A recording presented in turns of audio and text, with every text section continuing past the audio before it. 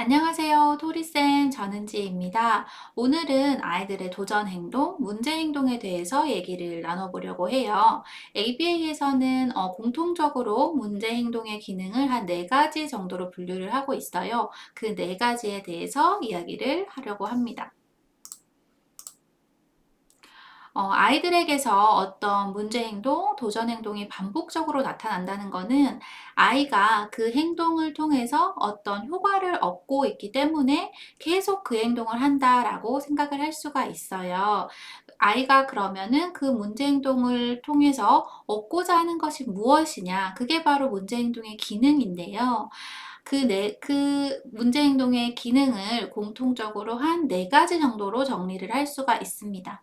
첫 번째는 회피, 두 번째는 사회적인 관심, 주목받기, 세 번째는 원하는 것을 얻기 위해서, 네 번째는 자동적인 강화, 그 자체로 아이에게 즐거운 경험을 가져다 줄 때, 이렇게 크게 네 가지로 분류를 할 수가 있습니다. 하나씩 살펴보도록 할게요.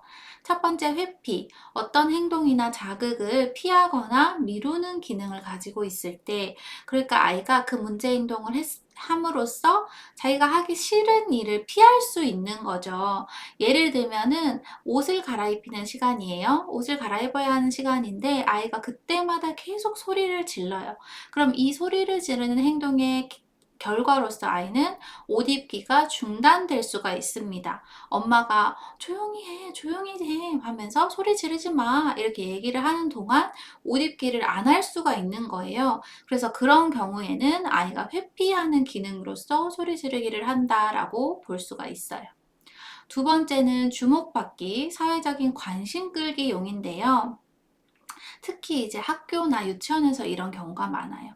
아이들이 소리를 지를 때마다 친구들이 쳐다본다거나 선생님이 주의를 준다거나 했을 때 선생님은 물론 지적하는 기능으로서 아이를 혼내거나 어떤 주의를 주겠지만 아이의 입장에서는 가장 효과적으로 선생님의 관심을 끌 수 있는 방법이거든요.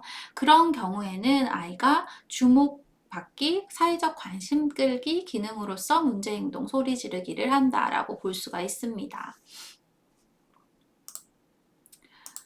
다음으로 똑같은 소리 지르기라고 하더라도 원하는 것에 접근하는 기능으로서 소리 지르기가 나타날 수가 있어요. 예를 들어서 옷을 입는 시간에 아이가 소리를 꽤 지르면 엄마가 조용히 시키기 위해서 주방에 가서 과자를 가지고 온다. 이런 경험들이 몇 번 반복이 되었다. 그러면 아이는 소리를 지름으로써 또 과자나 어떤 간식을 얻고자 하는 기능을 가질 수가 있거든요. 그래서 똑같이 옷 입는 시간에 나타나는 소리 지르기지만 아까 설명한 것과는 다른 기능을 가질 수 있습니다. 그래서 아이가 소리 지른 다음에 어떤 일이 일어나는가, 아이가 얻으려고 하는 게 무엇인가를 잘 보셔야 돼요. 네 번째는 자동적인 강화, 그 자체로 즐거울 때를 의미하는데요. 아이가 소리 지르는 행동을 통해서 그 소리 자체가 좋고 내가 내는 느낌이 좋고 했을 때 그 행동 자체로서 자동적인 강화가 된다라고 봅니다. 그래서 아이는 그 자체로서 다른 외부적으로 뭔가 얻거나 내가 싫어하는 걸 거절하거나 이런 기능이 아니라 그 소리 지르는 자체가 너무 즐거워서 계속 그 행동을 할 수도 있어요. 그래서 이런 경우에는 아이가 소리 지르기 대신에 즐거움을 느낄 수 있을 만한 다른 자극을 제시를 해줘야겠죠. 그리고 소리를 질렀을 때 어떤 나쁜 결과들이 오는지 친구들에게도 피해를 주고 뭐 이런 이야기들을 아이들에게 잘 아이가 이해하기 쉽게 설명하고 교육하는 그런 과정들이 필요합니다. 네, 이렇게 네 가지 기능들을 살펴봤고요. 아이에게서 반복적으로 어떤 문제 행동, 도전 행동이 나타난다면 그 기능이 무엇일까? 얻고자 하는 게 있는 건지, 아니면 싫어서 피하고자 하는 게 있는 건지, 아니면 사회적 관심을 얻기 위해서인지, 아니면 그 자체로 너무 즐거워서인지, 이런 것들을 조금 더 구체적으로 살펴보시길 바라겠습니다. 여기까지 하도록 하겠습니다. 감사합니다.